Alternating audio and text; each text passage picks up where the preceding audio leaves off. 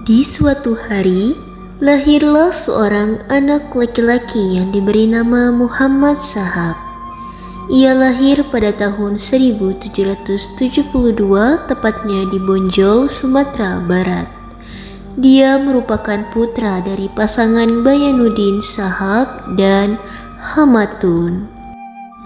Ia tumbuh menjadi ulama dan pemimpin masyarakat setempat. Muhammad Shahab memperoleh beberapa gelar, antara lain yaitu Peta Syarif, Malin Basa, dan Tuanku Imam. Tuanku Nan Receh dari Kamang adalah seorang pemimpin dari Harimau Nan Salapan, adalah yang menunjuknya sebagai imam pemimpin bagi kaum Padri di Bonjol. Dia sendiri akhirnya lebih dikenal masyarakat dengan sebutan Tuanku Imam Bonjol.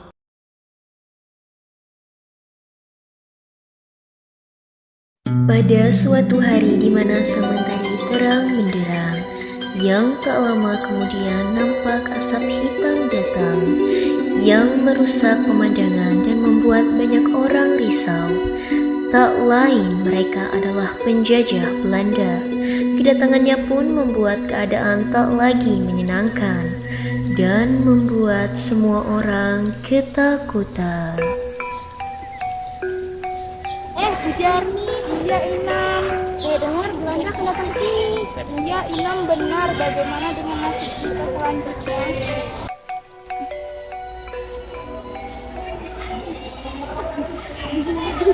Duduk dan berhormat pada Ai.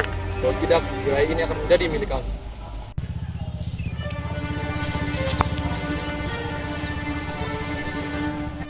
Tolong ambilkan sembako. Oke, Dan. Siapa yang paling berkuasa di sini? Tuanku Imam Bonjol. Siapa dia? Maafnya saya yang paling disegani di sini.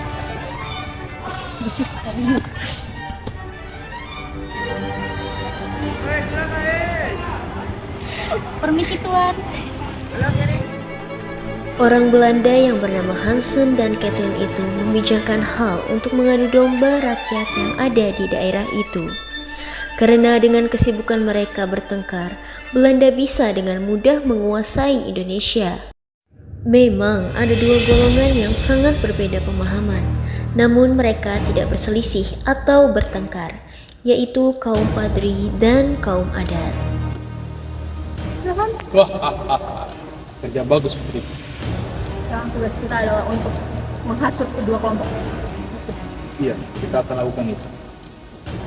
Hansen dan Kevin pergi menuju golongan itu, sedangkan di sisi lain, Imam Bonjol dan Hakam sedang berjalan-jalan di pemukiman penduduk.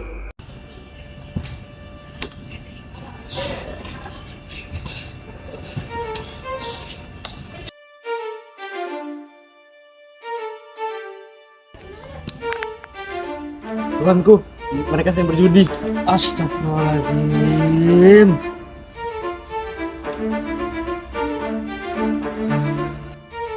Hai kalian, berhenti melakukan itu. Mengapa kita harus berhenti? Perbuatan yang kalian lakukan itu salah. Islam melarangnya. Tidak, ini adalah tradisi kami. Pergi kalian jika kan hanya ingin melarang kami di sini. Ya, pergi. Kaum Padri pun pergi dengan perasaan kesal karena tidak bisa menghentikan perbuatan kaum adat. Di sisi lain, pertengkaran kecil antara kaum Padri dan kaum adat sudah terdengar oleh orang Belanda, yang kemudian memanfaatkan kejadian ini. Dad, bagaimana kalau kita memanfaatkan peristiwa ini untuk merebut tanahnya? It's good idea. Tapi bagaimana kita melakukan? Kita adu domba saja. Orang Belanda pun mengadakan pertemuan dengan kaum Padri.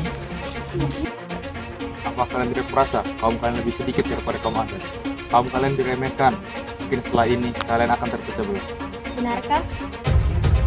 Kalau tidak percaya, terima uangnya. Kalau saya berbohong, gunakan uangnya. Di lain tempat, Catherine menghasut kaum adat sama dengan cara Hansen.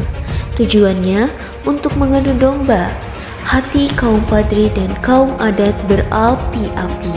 Setelah keduanya selesai menghasut, Hansen dan Catherine bertemu lagi dengan perasaan bahagia. Mereka tertawa jahat. Ternyata benar dugaan mereka. Kaum Padri dan kaum adat tersebut, dua golongan itu mengadakan pertemuan untuk berdebat masalah. Apa maksud kalian menghina kaum kami? Apa?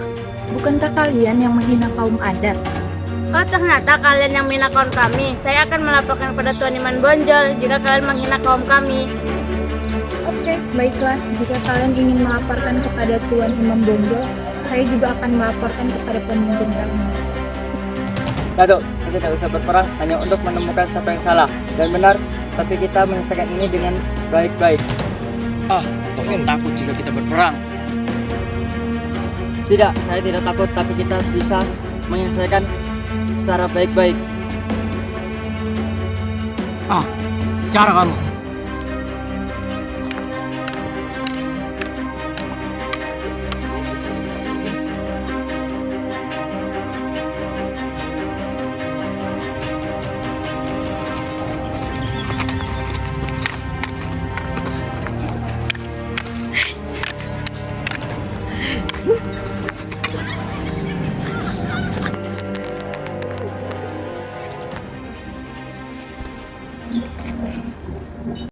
Karena kekalahannya, kaum adat yang dipimpin oleh Datuk Didi pergi menemui Belanda untuk meminta bantuan. Selamat sore Tuan Hansen. Ya. Ada apa jauh-jauh dengan kami? Ingin Belanda membantu kaum kami untuk melawan kaum Padri. Buat, lalu keuntungan apa yang saya dapatkan setelah membantu? Kita bisa membuat sebuah perjanjian. Perjanjian apa? Jika kita menang, kita bisa membagi 2 tanah Minangkabau.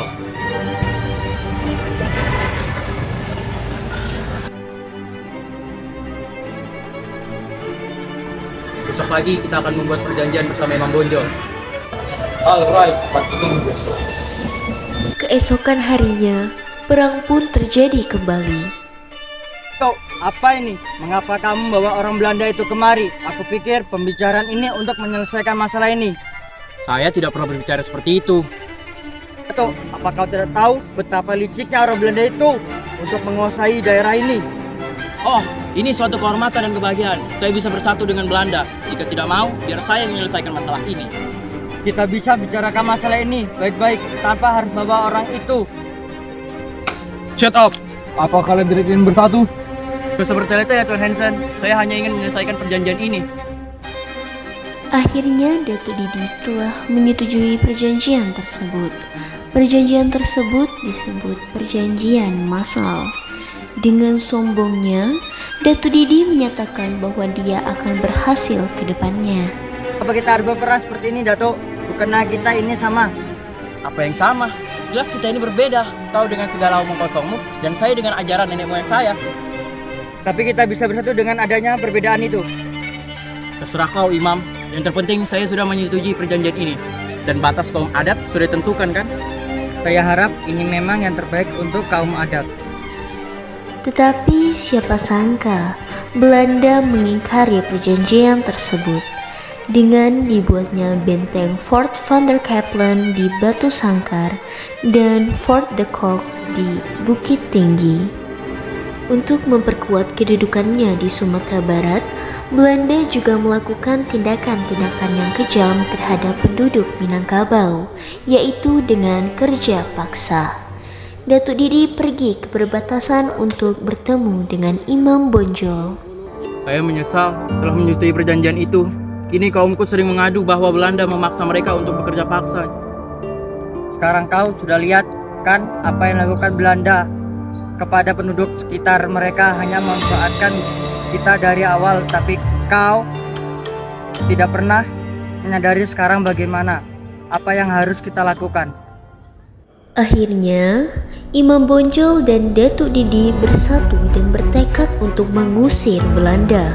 Imam Bonjol menyuruh Datuk Didi membawa seluruh pasukannya, sama halnya juga dengan Imam Bonjol.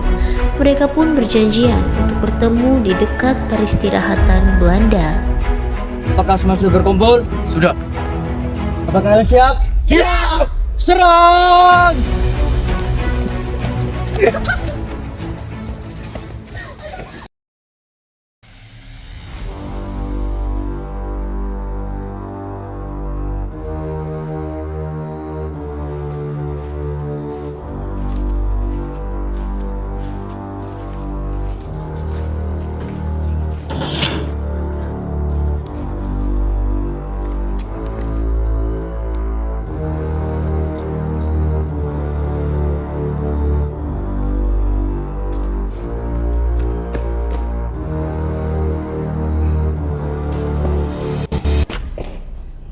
Tuan, kita diserang. Sebaiknya kita melarikan diri sebelum mereka datang dan menyerang kita. Kau langsung aja.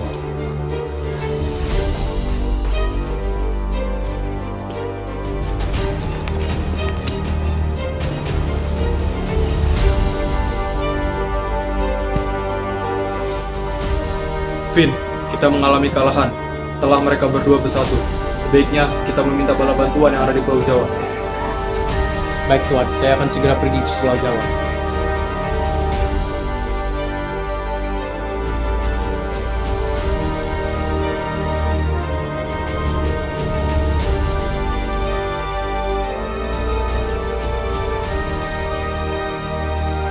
Lapor, saya dikirim oleh Kapten Hansen untuk meminta bantuan karena pasukan kami telah gugur di tanah Sumatera.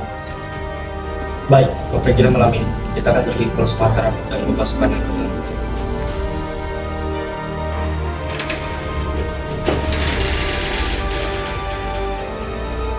Tuan, saya sudah membawa pasukan bantuan dari Pulau Jawa. Bagus, besok kita akan menyerang kedua kelompok tersebut. Siap, Tuan. Setelah mendapat bantuan dari pihak Belanda dari luar Pulau Jawa, Belanda berhasil menguasai Pulau Sumatera Barat. Tetapi Tuanku Imam Bonjol dan pengikutnya berhasil meloloskan diri dari pihak Belanda dan melanjutkan perjuangannya. Pada bulan Oktober 1837, Tuanku Imam Bonjol diundang ke Palopo untuk berunding.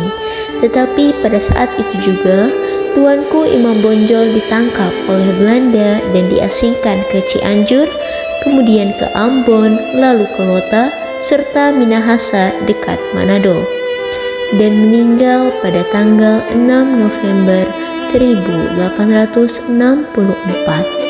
Dimakamkan di Minahasa serta Pulau Sumatera Barat, Minangkabau menjadi milik Belanda.